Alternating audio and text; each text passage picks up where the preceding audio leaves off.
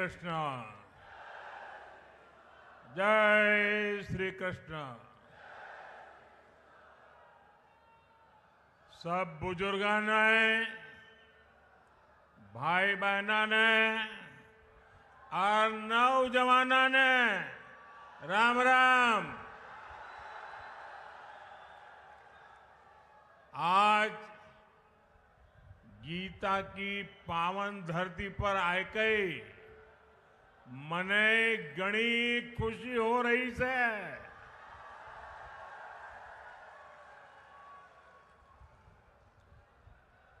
कुरुक्षेत्र में आना भारत की संस्कृति के तीर्थ के दर्शन करना मन को भर देता है। यहां गीता का ज्ञान है, यहां सरस्वती सभ्यता के निशान है।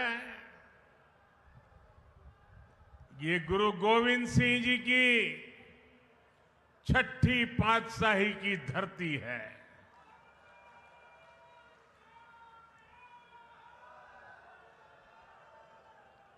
यहां श्री गुरु गोविंद सिंह जी के चरण पड़े हैं। ऐसी पावन धरती से मैं आपसे फिर एक बार भाजपा सरकार बनाने का निवेदन करने आया हूं।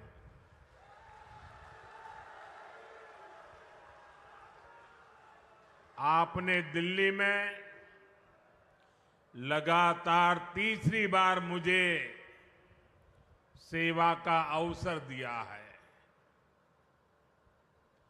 और यहां जो उत्साह दिख रहा है,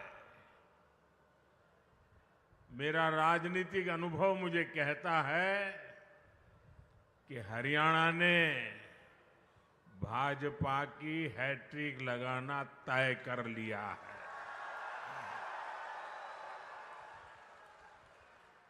अभी मुझे मेरे संसद के साथी नवीन जी बता रहे थे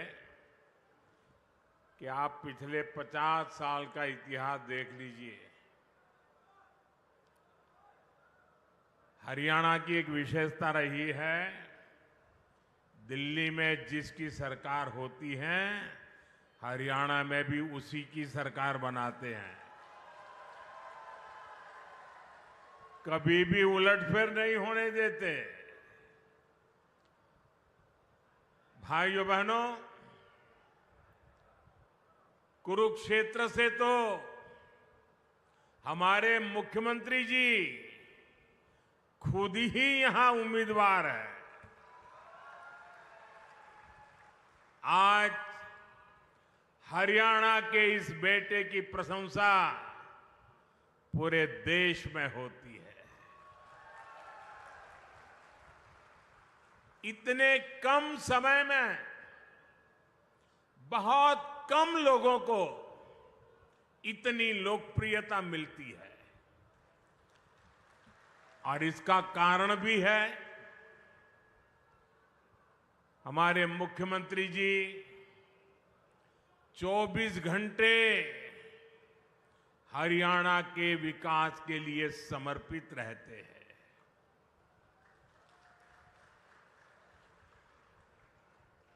हरियाणा का जो भी व्यक्ति मिलेगा वो कहता है कि भाई हमारे मुख्यमंत्री जी तो विनम्रता के संबंध में, नम्रता के संबंध में हमारे हरियाणा का गौरव बढ़ा देते हैं। उनका व्यक्तित्व बहुत सहज है, वो बहुत सहज रूप से उपलब्ध है। और आप देखिए, पिछड़े समाज से निकलकर यहां इस बड़े पद पर पहुंचना और इस पद को भी पचा करके नम्रता का साथ जीना, ये बहुत बड़ी उपलब्धि है। भाजपा के कार्यकर्ता के नाते मुझे हरियाणा में अनेक वर्षों तक काम करने का अवसर मिला है। यहां बहुत सारे मेरे पुराने साथी बैठे हैं। जब मैं मुख्यमंत्री जी की तारीफ सुनता हूं ना, तो इतना गर्व से भर जाता हूं, इतना आनंद होता है, मन इतना प्रसन्न हो जाता है। इनका विजन और इनकी लगन बड़े बड़ों से भी कहीं बड़ी है।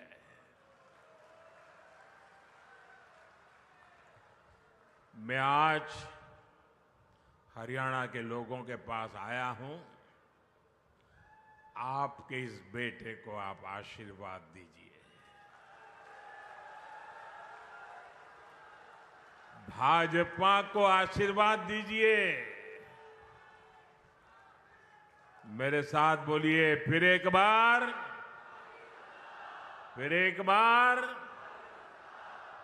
साथियों, हमारे हरियाणा के लोग अपनी जुबान के बड़े पक्के होते हैं। एक बार जो वादा कर दिया वो कर दिया। भाजपा ने भी हरियाणा से यही सीखा है, और मैंने तो हरियाणा की रोटी बहुत खाई है।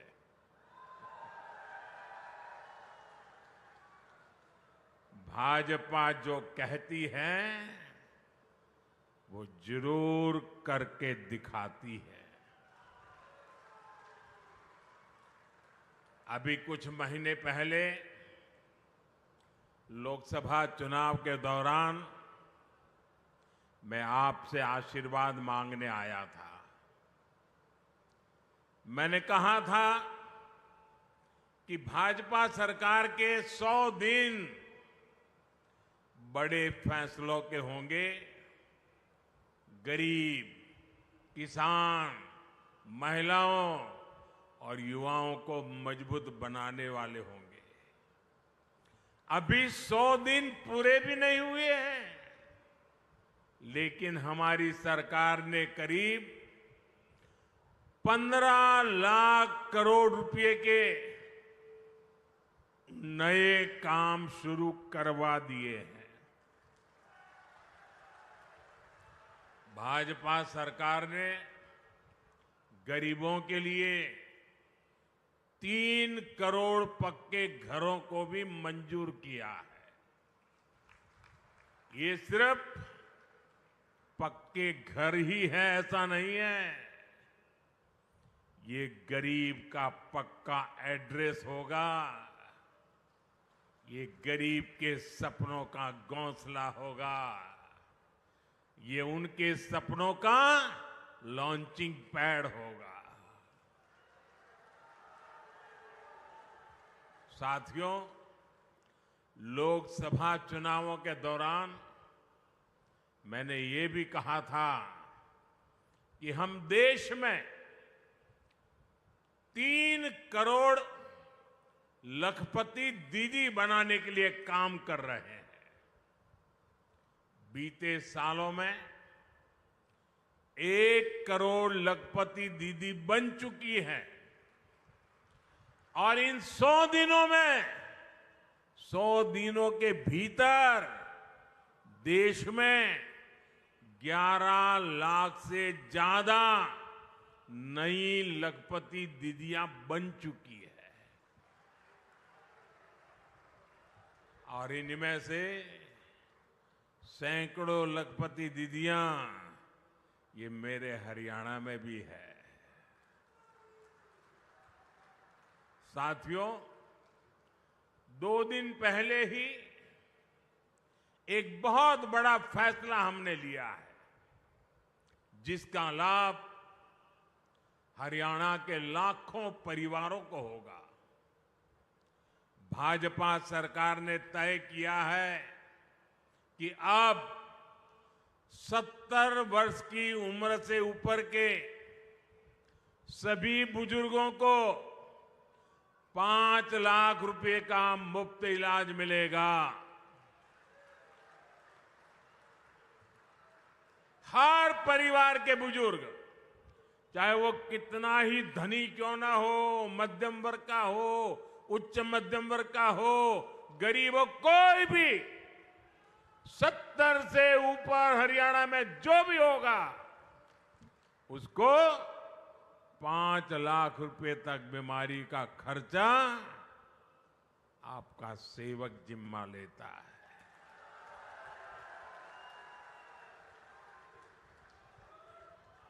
अब उसके इलाज के लिए उसके बच्चों को फिक्र करने की जरूरत नहीं है, उसकी फिक्र आपका ये बेटा करेगा।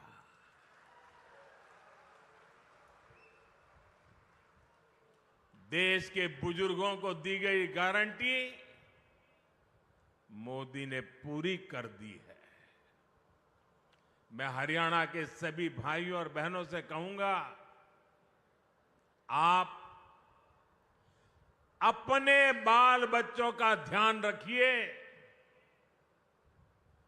आपके माता पिता की चिंता आपका ये बेटा, आपका ये भाई कर रहा है। साथियों, हरियाणा में भी भाजपा सरकार पूरे सेवा भाव के साथ काम कर रही है।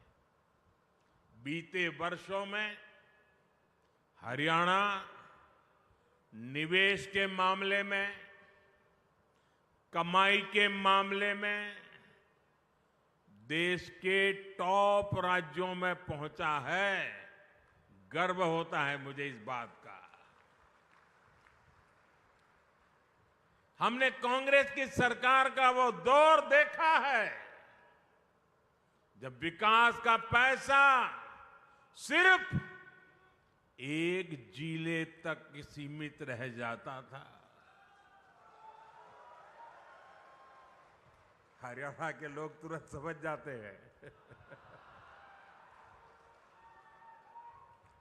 इतना ही नहीं, वो पैसा किस किस की जेब में जाता था ये भी हरियाणा का हर बच्चा जानता है।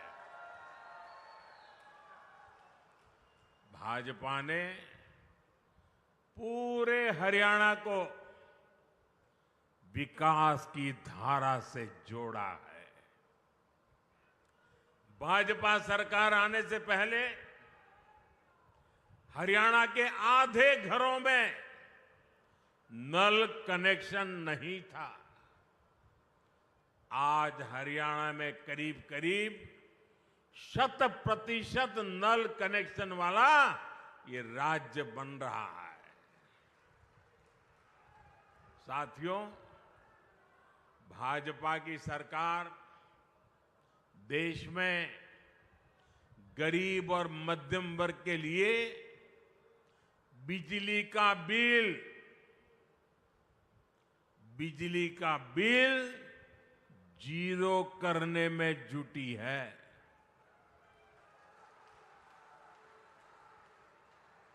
और इसके लिए हमने पीएम सूर्यघर मुफ्त बिजली योजना शुरू की है। इसके तहत केंद्र सरकार हर परिवार को, यहां बैठे हुए सबको कहता हूं, मोदी है, मौका मत जाने दीजिए। और हरियाणा का तो मुझ पर विशेष अधिकार है भाई। हर परिवार को करीब 80,000 रुपए की मदद दी जा रही है। इस देश में कभी ऐसा नहीं हुआ कि एक एक परिवार के लिए 80,000 रुपया।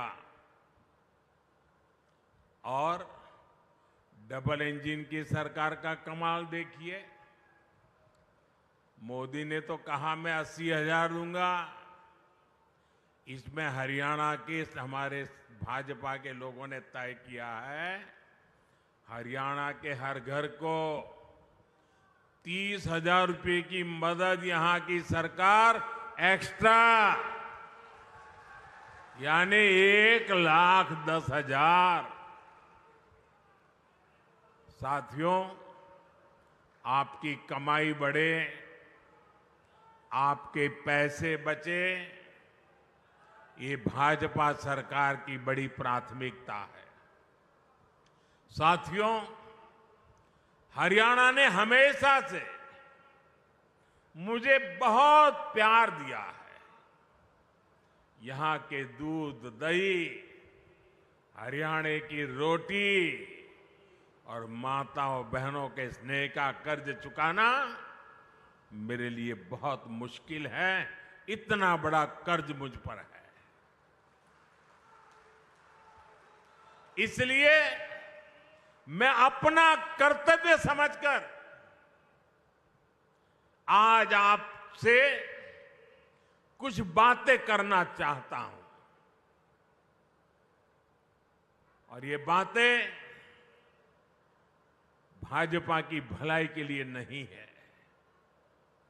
ये बातें मोदी की भलाई के लिए नहीं है। दिल में एक दर्द है, आग है।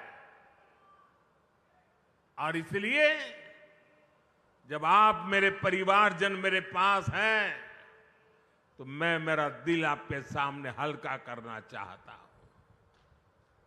अपनों के सामने मैं आज देश की मुझे जो चिंता हो रही है, आपकी, आपके बच्चों की, आपके भविष्य की, और इसलिए कुछ गंभीर बातें हरियाणा के मेरे भाई बहनों के सामने रखता हूं। देश भी उसे गंभीरता से सुनेगा। साथियों, आपके पड़ोस में हिमाचल प्रदेश है। वहां 2 साल पहले कांग्रेस की सरकार बनी, लेकिन आज वहां क्या स्थिति है? हिमाचल का कोई भी नागरिक खुश नहीं है। कांग्रेस ने वहां हर वर्ग को झूठ की गुट्टी पिलाई थी, लेकिन जो भी वायदे किए उनमें से कोई पूरे नहीं किए। आज सरकारी कर्मचारियों को वहां अपने हक की सैलरी के लिए हड़ताल करनी पड़ रही है। कर्मचारियों को डीए मिल नहीं रहा। मुख्यमंत्री और मंत्रियों तक को सैलरी छोड़ने का बाद दिखावा करना पड़ रहा है। हिमाचल में नौजवानों की भर्तियां नहीं हो रही हैं। स्कूल, कॉलेज बंद करने की नौबत आ गई है। वहां कांग्रेस ने महिलाओं को 1,500 रुपये देने का वायदा किया था। हजारों महिलाएं आज भी इस पैसे का इंतजार कर रही है। हिमाचल में बिजली, पानी, पेट्रोल, डीजल, दूध सब कुछ कांग्रेस ने महंगा कर दिया है। और लोकसभा में भी आपको नहीं देखा है, उन्होंने कहा था 1 जुलाई को खटाखट 8,000 रुपया आपके खाते में आएंगे। लोग 1 जुलाई को कतार लगा के कांग्रेस के कार्यालयों पर खड़े हो गए थे।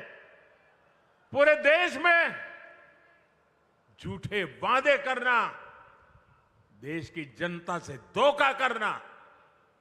साथियों, भाजपा सरकार ने पहले जो मुफ्त इलाज की योजना हिमाचल में चलाई थी, नौजवानों को बैंकों से मदद लेने की जो योजना चलाई थी और भाजपा ने बहुत अच्छे ढंग से चलाई थी, हिमाचल के लोगों का कल्याण करने के लिए चलाई थी, ऐसी सारी योजनाएं हिमाचल में अब ठप पड़ गई है। हिमाचल की आर्थिक हालत कांग्रेस ने इतनी खराब कर दी है कि हालात संभाले नहीं संभल रहे हैं। साथियों, जनता की परेशानी से, जनता की समस्याओं से कांग्रेस को कभी कोई फर्क नहीं पड़ता। कांग्रेस से बड़ी बेईमान और धोखेबाज पार्टी देश में और कोई नहीं है।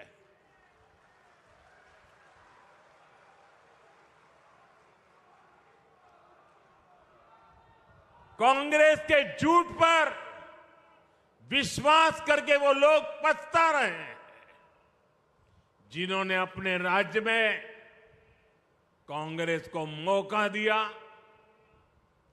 कांग्रेस के झूठ की गुट्टी ने कर्नाटका और तेलंगाना को भी नहीं छोड़ा है। कर्नाटका में तो हाहाकार मचा हुआ है, वहां महंगाई और भ्रष्टाचार चरम पर है, विकास कार्य ठप है। कांग्रेस आने के बाद निवेश और नौकरी दोनों कम हो गए हैं। अच्छे खासे राज्यों को बर्बाद कैसे किया जाता है, ये कांग्रेस वहां करके दिखा रही है। और कांग्रेस की इस चालबाजी में उसकी पिछलग्गू पार्टी भी हां में हां मिला रही है। ये कट्टर बेईमान पार्टी है। इस पार्टी की भी एक ही नीति है, चुनाव जीतने के लिए जनता का खजाना खाली करो। आप पंजाब की हालत देखिए, क्या कर दी है।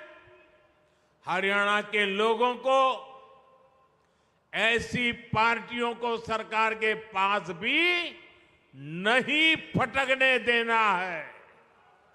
हरियाणा को बचाने के लिए करना पड़ेगा, आपके बच्चों के भविष्य को बचाने के लिए करना पड़ेगा।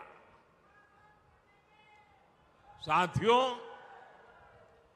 मैं कांग्रेस और उसका गाजा बाजा बजाने वालों को यहां कुरुक्षेत्र से आज एक और चुनौती देता हूं। कांग्रेस किसानों के लिए बड़ी बड़ी बातें करती है, उन्हें बड़े बड़े सपने दिखाती है। सच्चाई ये है, ये झूठ के अलावा कुछ नहीं है। अगर कांग्रेस में दम है तो वो कर्नाटका और तेलंगाना में अपनी किसान योजनाएं वहां लागू क्यों नहीं करते हैं? कहीं तो करके दिखाओ। किसान तो किसान है, हरियाणा के हो या फिर कर्नाटका के। फिर सिर्फ झूठी बातें कांग्रेस क्यों करती रहती है? जमीन पर करके क्यों नहीं दिखाते? आप देखिए, एमएसपी को लेकर यहां ये कितना शोर मचाते हैं, जबकि हमारा हरियाणा देश का वो राज्य है जो 24 फसलें एमएसपी पर खरीदता है। हरियाणा की भाजपा सरकार सिर्फ एमएसपी देती है, इतना ही नहीं, बल्कि भाव का अंतर भी देती है। भावांतर योजना चलाती है। मैं कांग्रेस वालों से पूछता हूं, वो लोग कर्नाटका और तेलंगाना में कितनी फसलें एमएसपी पर खरीदते हैं, वहां किसानों को कितना एमएसपी देते हैं। साथियों, भाजपा की केंद्र सरकार ने किसान का बोझ अपने ऊपर लेने के लिए अनेक प्रयास किए हैं। आप यूरिया का उदाहरण देख लीजिए। यूरिया का उदाहरण हमारे सामने है। विदेशों में यूरिया की जो बोरी 3,000 रुपए की बिकती है, वही बोरी आपको सिर्फ 300 रुपए से कम में दी जाती है। कहां 3,000 दाम और कहां 300 से भी कम में मिलना। इसके लिए केंद्र सरकार ने बीते सालों में करीब 10 लाख करोड़ रुपए जो किसान के सर पे पड़ने वाले थे, वो पड़ने नहीं दिए। 10 लाख करोड़ रुपए का बोझ दिल्ली की भाजपा सरकार ने उठाया है, ताकि मेरे किसान पर बोझ न बढ़े। साथियों, मैं आपसे एक और बात पूछूंगा, क्या कांग्रेस के राज में किसी किसान के खाते में कभी पैसा जमा होता था क्या? जरा जोर से बताइए ना, होता था क्या? 1 रुपया भी आता था क्या? ये लोग 1 पाई भी नहीं देते थे। किसानों के बैंक खातों में सीधे पैसे भेजने का काम भाजपा ने किया है। किसान सम्मान निधि के रूप में करीब 3.25 लाख करोड़ रुपए से अधिक हमने किसानों के खाते में जमा किए हैं। 3.25 लाख करोड़। साथियों, कांग्रेस किसानों को अपने हाल पर छोड़ देती है। मैं आपको फिर कर्नाटका का उदाहरण दूंगा, जहां कांग्रेस की सरकार है। देखिए कर्नाटका में क्या हो रहा है। कांग्रेस के सिर्फ कुछ महीनों के राज में आप सुनकर के चौंक जाएंगे। कुछ ही समय के राज में कर्नाटका में करीब 1200 किसानों ने आत्महत्या की है। अरे डूब मरो कांग्रेस के लोग। आपके मुंह में किसान के नाम पर झूठ फैलाने का पाप पड़ा हुआ है। वो इसलिए क्योंकि सूखा पीड़ित किसानों की कांग्रेस, वहां की सरकार ने मदद नहीं की। और ये झूठे लोग यहां हरियाणा में बड़ी बड़ी बातें करते हैं।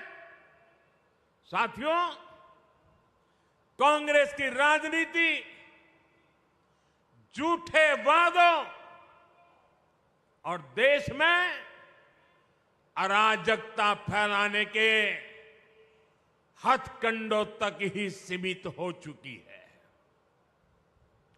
आप जरा याद कीजिए, इन्होंने ओल्ड पेंशन स्कीम को लेकर कितना बवाल खड़ा किया था।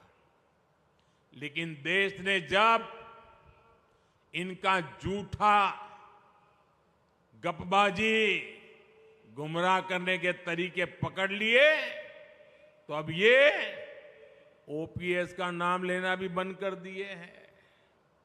वहीं दूसरी तरफ भाजपा है।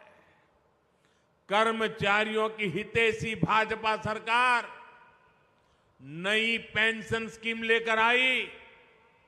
इसमें कर्मचारियों के लिए निश्चित पेंशन की गारंटी है। इस नई पेंशन स्कीम का देश भर के कर्मचारियों में व्यापक स्वागत हुआ है। सरकारी कर्मचारियों ने इसे उस पर बहुत खुशी जताई है। साथियों, कांग्रेस ने किसानों के साथ ही हमेशा देश की रक्षा करने वाले वीर जवानों को भी धोखा दिया है।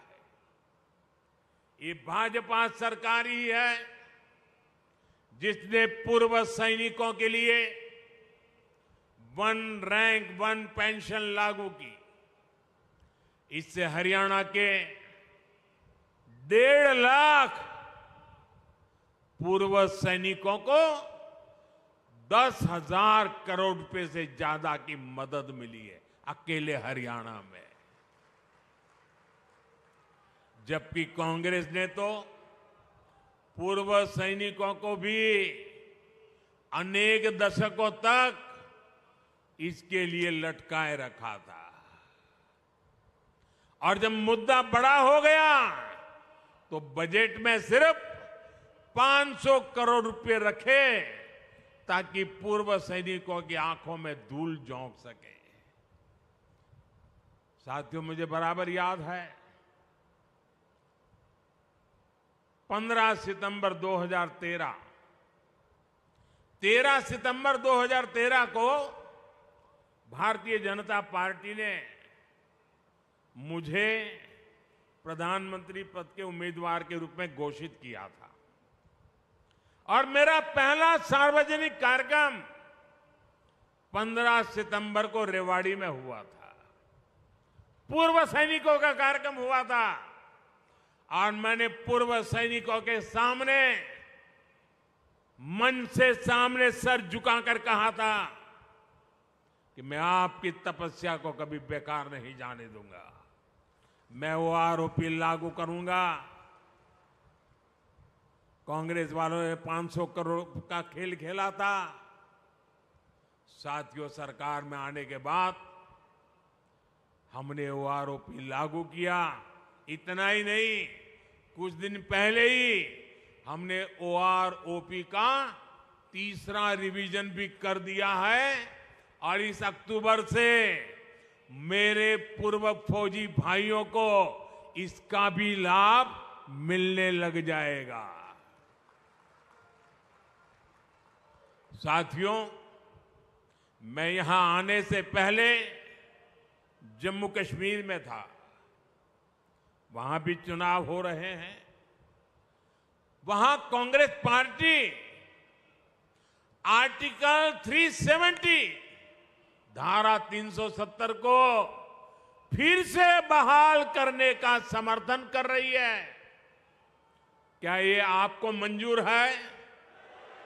क्या कश्मीर को अलग होने देना है? ऐसा पाप करने वाली कांग्रेस को सजा देनी चाहिए कि नहीं देनी चाहिए? यानी कुछ साल पहले तक वहां हरियाणा के हमारे वीर सैनिकों पर जो पत्थर चलते थे, आतंकवादी बम बंदूक की गोलियां चलाते रहते थे, मेरे हरियाणा के वीर सपूत हर सप्ताह कहीं न कहीं से तिरंगे में लपेटकर उनका शरीर घर लौटता था, वो शहीद हो जाता था।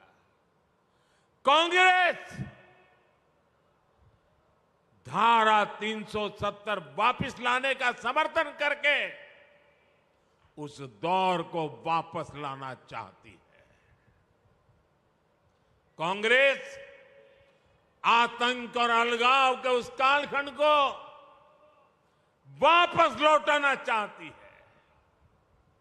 वो कालखंड जिसके कारण हरियाणा की अनेक माताओं को अपनी संतानें गंवानी पड़ी।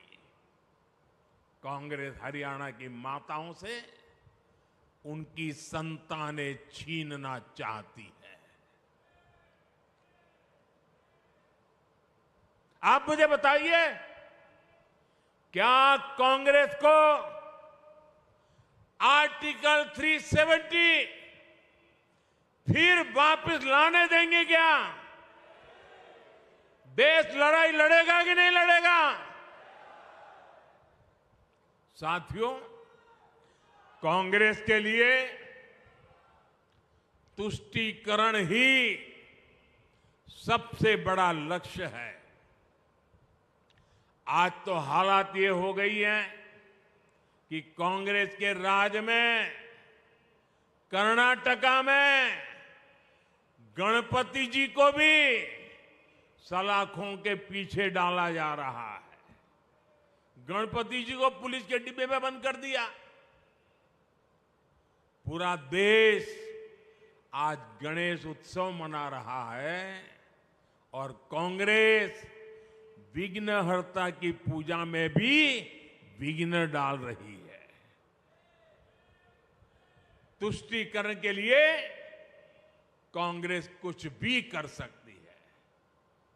साथियों, गांधी जी हमेशा सत्य की वकालत करते थे। आजादी के बाद कुछ वर्षों तक कांग्रेस पर भी महात्मा गांधी जी के संस्कारों का असर रहा, लेकिन आज ये वो पुराने वाली कांग्रेस नहीं है। आज की कांग्रेस यानी ये अर्बन नक्सल का नया रूप बन गई है। कांग्रेस को अब झूठ बोलने में कोई शर्म नहीं आती। कांग्रेस का झूठ पकड़ा जाता है तो भी उसको शर्म नहीं आती है। कांग्रेस हर रोज एक नया झूठ बोलती है। कांग्रेस देश की एकता पर लगातार हमला कर रही है। कांग्रेस द्वारा पूरी तरह से नक्सलवादी विचार देश पर थोपा जा रहा है। भाजपा को बदनाम करने के लिए, उसे भारत को बदनाम करने में शर्म नहीं आ रही है। इसलिए आपको कांग्रेस और उसके साथियों से सावधान रहना है। साथियों, आज मैं हरियाणा की धरती से एक और विषय उठाना चाहता हूं। भारत में सबसे बड़ा दलित विरोधी, ओबीसी विरोधी, आदिवासी विरोधी अगर कोई है तो वो कांग्रेस का परिवार है।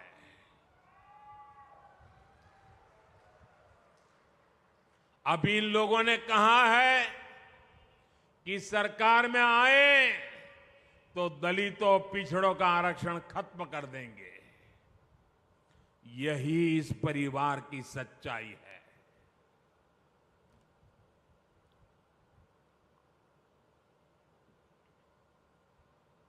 कांग्रेस का परिवार हमेशा से ही बाबा साहब आंबेडकर जी को नफरत करता था, आरक्षण का घोर विरोध करता रहा है। इस परिवार ने हमेशा दलितों, ओबीसी, आदिवासियों को अपमानित किया है। आप याद रखिए, नेहरू जी जब पीएम थे तो उन्होंने आरक्षण का विरोध किया था। राज्यों के मुख्यमंत्रियों को चिट्ठी लिखी थी, सबूत मौजूद है। और इतना ही नहीं, नेहरू जी ने यह भी कहा था कि आरक्षण वाले नौकरी पा जाएंगे तो सरकारी सेवा की क्वालिटी खराब हो जाएगी। ये नेहरू जी के शब्द हैं। नेहरू जी ने ओबीसी आरक्षण के लिए काका साहब कालेलकर का जो कमीशन गठित हुआ था, उसकी रिपोर्ट आई थी। ओबीसी समाज का भाग्य बदलने वाली रिपोर्ट थी, लेकिन पंडित नेहरू ने उसको भी ठंडे बस्ते में डाल दिया। नेहरू जी के बाद जब इंदिरा जी आई तो उन्होंने भी ओबीसी आरक्षण पर रोक लगा कर रखी। जब देश ने उनको सजा दी, जनता पार्टी की सरकार बनी मोरारजी भाई के नेतृत्व में, तब मंडल आयोग बना। लेकिन फिर कांग्रेस आ गई और मंडल कमीशन की रिपोर्ट ठंडे बस्ते में डाल दी गई। इसके बाद राजीव जी ने भी अपनी सरकार में ओबीसी को आरक्षण नहीं मिलने दिया। जब केंद्र में भाजपा के समर्थन से अटल जी की सरकार बनी, तब मंडल आयोग की रिपोर्ट लागू हुई। वीपी सिंह की सरकार बनी, अटल जी के जनसंघ ने, भाजपा ने समर्थन किया था उस समय, और तब जाकर के ओबीसी समाज को आरक्षण मिला जब भाजपा का समर्थन था। और आप ये भी याद रखिए, राजीव गांधी ने नेता विपक्ष के रूप में भी, ऑपोजिशन लीडर के नाते पार्लियामेंट में उनका भाषण है, उन्होंने आरक्षण का पुरजोश विरोध किया था। उन्होंने एक इंटरव्यू में, ये शब्द उनके हैं, मैं बताता हूं, उन्होंने एक इंटरव्यू में कहा था, उन्होंने यहां तक कह दिया था, आरक्षण पाने वालों को बुद्धू तक कह दिया था। ये राजीव जी ने। एससी, एसटी, ओबीसी समाज का इससे बड़ा अपमान क्या हो सकता है।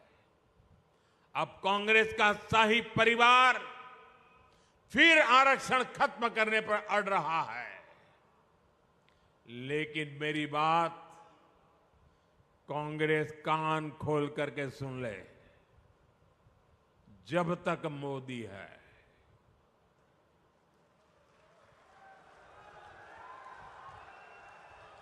जब तक मोदी है, तब तक बाबा साहब आंबेडकर के दिए आरक्षण में से रत्ती भर भी लूट नहीं करने दूंगा, हटाने नहीं देने दूंगा। एससी, एसटी, ओबीसी का आरक्षण रहेगा, ये मोदी की भी गारंटी हो, और भविष्य में उसके लिए लड़ाई लड़ने की भी गारंटी है। साथियों, कांग्रेस का दलित विरोधी चेहरा हरियाणा से बेहतर कौन जानता है।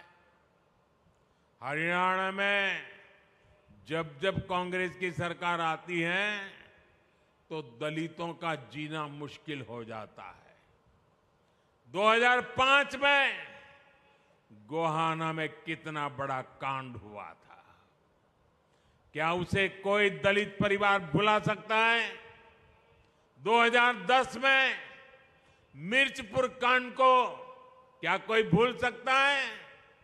2012 में भगाना में जो कुछ हुआ था, फिर 2014 में दलित बेटियों के साथ जो कुछ हुआ था, उस शर्मनाक घटना को याद करके ही रूह कांप जाती है। तब हमने ये भी दिखाया था कि मुख्यमंत्री हुड्डा जी और इनका दिल्ली का शाही परिवार सबके मुंह पर ताले लग गए थे। इसलिए कांग्रेस से यहां के दलित समाज को बहुत सचेत रहने की जरूरत है। मैं तो कांग्रेस से एक और बात बताऊंगा। पहले कांग्रेस में जो एक अंदरूनी महाभारत चल रही है, अरे जरा उसे तो संभालो। जिस तरह यहां एक परिवार को आगे बढ़ाकर कांग्रेस राजनीति कर रही है, वो पूरा दलित समाज देख रहा है। साथियों, भाजपा की सरकार पूरी ईमानदारी से हरियाणा के विकास में जुटी हुई है, जबकि कांग्रेस की सरकार के दौरान यहां भ्रष्टाचार ही संस्कार बन गए थे। इसका बहुत बड़ा नुकसान हरियाणा के नौजवानों को हुआ। जब यहां कांग्रेस की सरकार थी तो खर्ची और पर्ची के बिना नौकरी नहीं मिलती थी। भाजपा सरकार ने खर्ची पर्ची के इस खेल को बंद कर दिया है। इसकी प्रशंसा आज पूरे देश में हो रही है। भाजपा सरकार ने पूरी पारदर्शिता से यहां करीब 1.5 लाख सरकारी नौकरियां दी है। अभी भी हमारे मुख्यमंत्री नायब सिंह सैनी जी 25,000 युवाओं को नौकरी देने जा रहे थे, लेकिन कांग्रेस के भर्ती रोको गैंग ने उसमें अड़ंगा डाल करके रख दिया। लेकिन हरियाणा के नौजवानों, आप चिंता मत करिए, 8 अक्टूबर के बाद फिर भाजपा सरकार बनेगी तो इसी कार्य से नए कार्यकाल का श्री गणेश किया जाएगा। साथियों, हरियाणा में तीसरी बार भाजपा सरकार आने का मतलब है सबका विकास, तेज विकास। तीसरे टर्म में कुरुक्षेत्र को सांस्कृतिक पर्यटन का बड़ा सेंटर बनाने का हमारा अभियान तेज होगा। गीता महोत्सव और ज्योतिसर अनुभव केंद्र यहां बन चुके हैं। संत रविदास जी के भव्य स्मारक पर भी काम शुरू हो चुका है। विकास कैसे हर काम तेजी से हो, इसके लिए तीसरी बार यहां पूर्ण बहुमत की भाजपा सरकार बनानी है। 5 अक्टूबर को कमल निशान पर उंगली दबानी है। आप सभी के आशीर्वाद फिर एक बार भाजपा सरकार बनाएंगे। इतनी बड़ी तादाद में, इतने बड़े उमंग और उत्साह के साथ आए हुए आप सबको मैं हृदय से धन्यवाद करता हूं। मेरे साथ बोलिए, भारत माता की आवाज दूर दूर तक जानी चाहिए। भारत माता की, भारत माता की, भारत माता की। बहुत बहुत धन्यवाद।